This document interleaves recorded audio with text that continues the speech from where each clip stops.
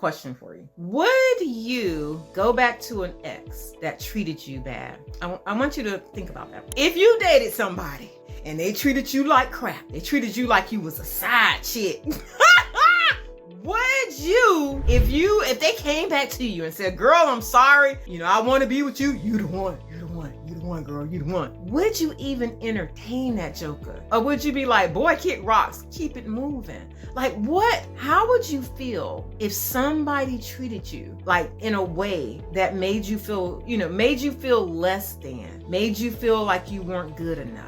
Question your value. What type of relationship would you have with that person? Now, I want to ask you this. Let's flip the script real quick. Let's say that money was you and you were that ex. And you're probably like, girl, what you mean by that, Erica? What you mean? Let me tell y'all what I mean. Let's say money was you and you were that ex and you treated money like she was a side chick. You actually had this scarcity relationship.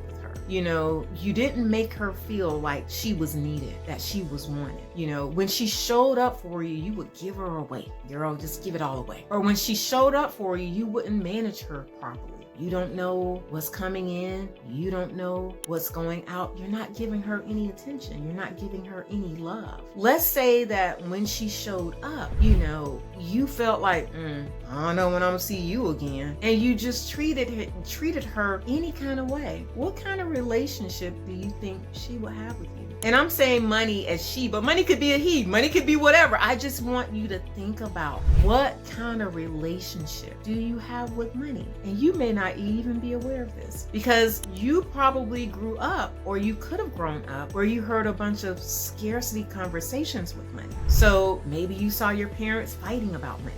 Maybe you saw your mom crying because she couldn't pay a bill. Maybe you saw, when it was time for you to go to college, you had to scrimp and scramp to come up with the money for you to go to college. Maybe you had to work 3, 4, 5 jobs to put yourself through college. Like, what kind of relationship, what's your base when it comes to money, and how do you treat her? And what kind of relationship do you have with it? That question within itself will actually open up some other avenues for you. Because and the reason I'm asking this is because I have clients, they have good credit scores.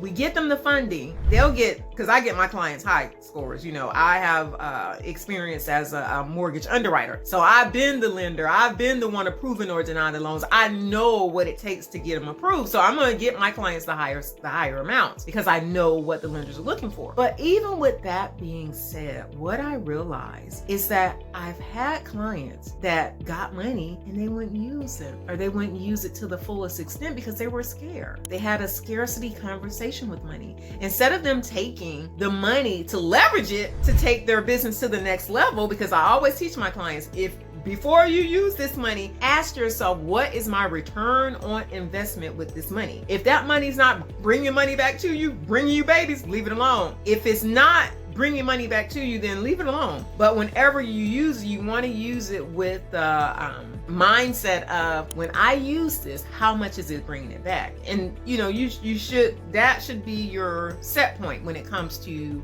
debt. That's how you stay out of bad debt. We'll talk about that later though. But anyways, even with me telling them that, what I realized is I had to go a little bit deeper, because that still wasn't registering. There still was a sense of fear when it came to them actually using the money.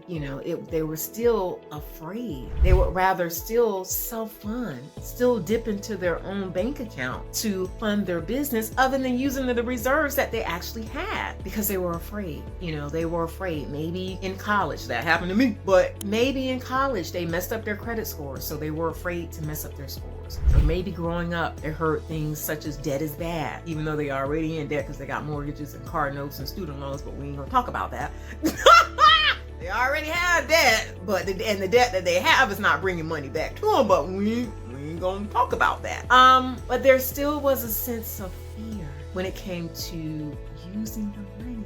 So this exercise and the questions that I'm asking you are some of the questions that I ask my clients when I'm doing the mindset work. Because sometimes it's not just about getting the money. It's addressing those issues that's going to keep you from leveraging the money. And that's the most important thing. So if this video resonates with you, I want you to comment yes, yes, yes, and I will be in touch with you. Thank you. Bye.